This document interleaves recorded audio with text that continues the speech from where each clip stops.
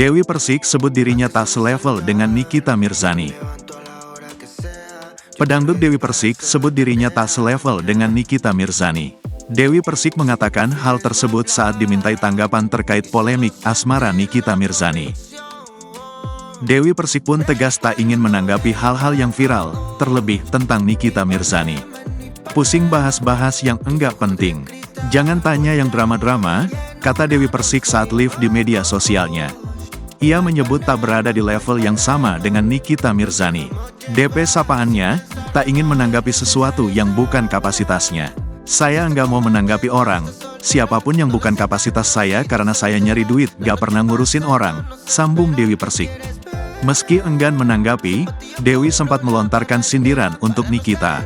Bosan say, hidup penuh drama itu bosan say, tutur Dewi Persik. Ia memilih untuk berkarya dan menghibur publik alih-alih terus membuat sensasi.